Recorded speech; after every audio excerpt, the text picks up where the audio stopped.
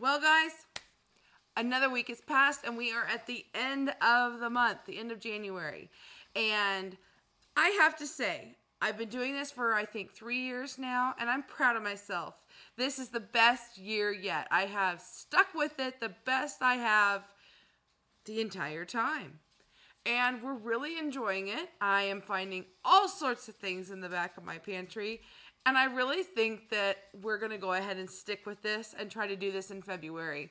We may or may not make a grocery haul. We did have to get a few things. I did make it clear from the very beginning that for farmer's birthday or any special occasions that popped up, that I would let a little leeway there and buy a few ingredients or go out to eat. And so we did do that. And I don't know. What do you think? Should we continue with this? Okay, friends, let's get to it. Let's see what we had this week. We started out Sunday. I was running late, so I found a trail mix bar so I could take my medicine, and I grabbed it on the go. We were out in the city running errands and doing things, so we had lunch buffet. And then for supper that night, we came home exhausted. I found a cheese ball in the fridge, and so we had cheese and crackers for supper that night. So then here comes Monday. I had a little bit of yogurt left in the bottom of the dish. I added some granola to it, and that was a great breakfast. For lunch, we had those air fryer pizzas again. And then for supper, I made so the Pampered Chef cheeseburger wreath is what it actually is, and I tend to put it in a square. It just works better for our family for serving, and that's what we had this night.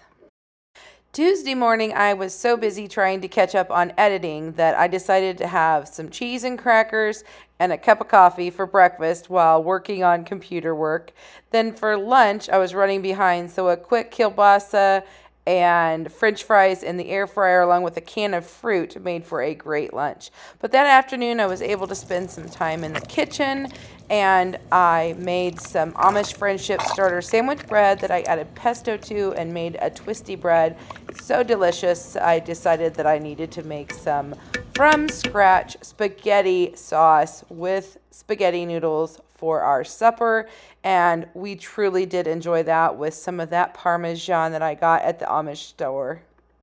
Wednesday is all about using up those leftovers. I have a slice of the Amish Friendship white bread that I made. I slathered on the very last of the green goddess dip. It's lasted us a month and turned brown finally, but we went ahead and put on a fried egg, and I happen to have 2 slices of the processed American cheese, and we put that on there in Farmer, and I enjoyed that for breakfast. For lunch, we ended up using the leftover cheeseburger crescent casserole I made and some air fried french fries for a quick lunch.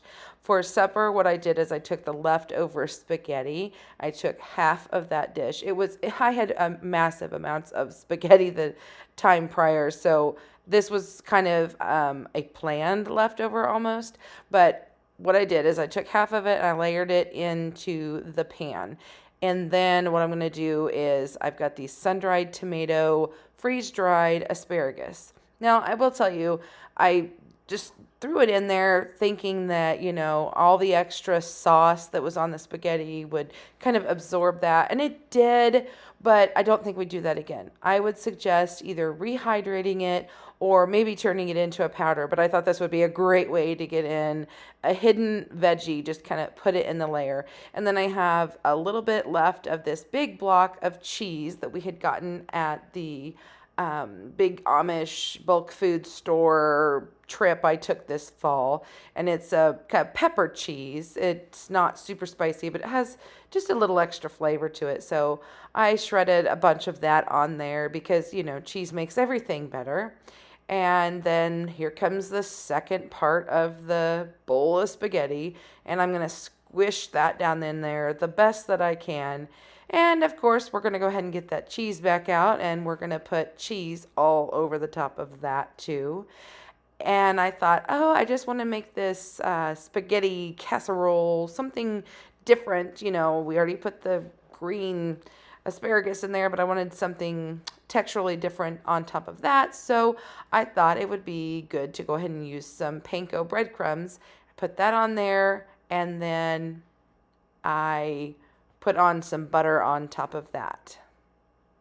I served it with a slice of the pesto twist bread that I had made, and that made for a great supper that night. And then by Thursday, when I cut into the loaf of bread, I had noticed there was a hole in the middle, and I thought, oh, well, we could eat it like that, but eggs in a basket, toad in a hole, whatever you want to call it, that is what came to mind. So I thought that would be a perfect breakfast for us. So I went ahead and sliced up the bread. If you have never made this, all you have to do is take a piece of bread, and you can take a cup or something, put a hole in the middle of your slice of bread, and then you can either butter the bread, or I have actually found that it's so much easier to go ahead and put butter in your frying pan, and then you soak up your bread, you flip it over, and then you fry your egg in the middle, and then you take the little round pieces that you cut out, and you go ahead and toast those up in your pan with your butter. And I grew up knowing this as in working in the restaurant industry, they would call it eggs in a basket. One of our customers would request it. It wasn't anything on the menu. And so, I don't know, one day I just decided to make that for my family, and my kids loved it. And it's just kind of been one of those treats that we have every once in a while. And then lunch was pretty simple and boring. Peanut butter and jelly with chocolate animal crackers. Supper was even worse. Cereal.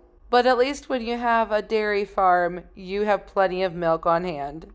Friday was a super busy day for me. I started out by having in a ladies group for a Bible study, and I made a nice brunch that included this bundt cake that I made. If you need this recipe, Renee over at Pike Creek Farm makes loaf pans. This is 1.5 batches, but one batch would have been enough.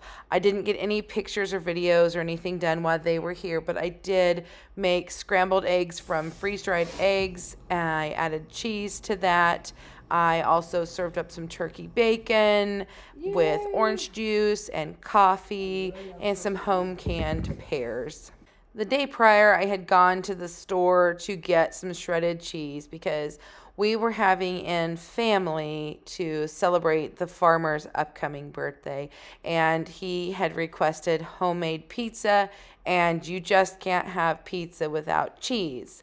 And while I was there, they were having a sale on these larger bags, and so I went ahead and I grabbed 3, and I was really, really glad that I did, because for lunch, I had to come up with something super quick and easy because we ended up with people early and people staying late. And so I fed 2 lunches of quesadilla, and I was so glad that I had that extra thing of cheese.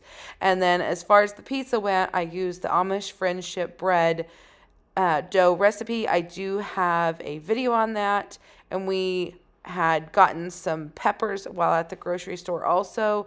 They were on a special. I got the tricolor packet for 99 cents, which was amazing. And I just took some hamburger and turned it into sausage. You've seen me do that before. And this way the farmer was able to have his meal the way he wanted, with peppers and onions and all the fixings.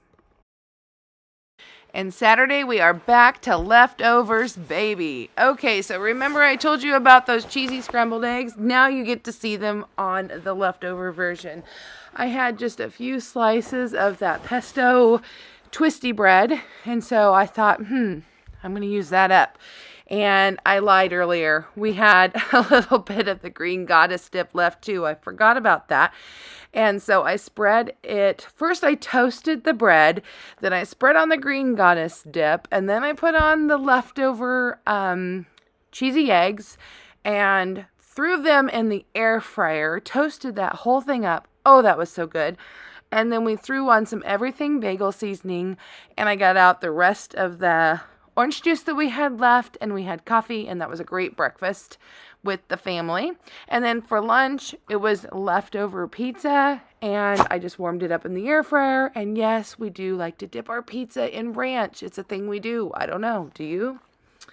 Supper was pretty simple. It started out with just going to make some chili cheese fries because I was digging in the cabinet and I found this all beef chili with beans and thought, okay, what am I going to do with it? And I have just a I don't know, a handful or two of fries left. So I started them in the air fryer and kept digging and found this cheese sauce. So we did that, and then we were going to have more for supper joining us. And I was like, oh, okay, well, we got to stretch this out a little further. And lo and behold, I thought, well, how about that kielbasa? So I put it in the air fryer too, and the rest of those home canned pears, and we had supper that night.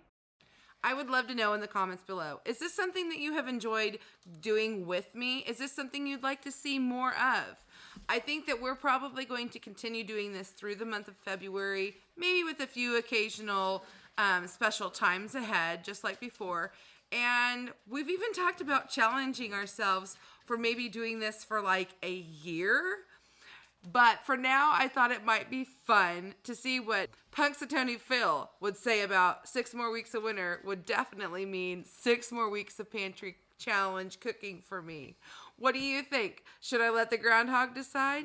Are you tired of this kind of content? Let me know down below. Until next time, bye for now.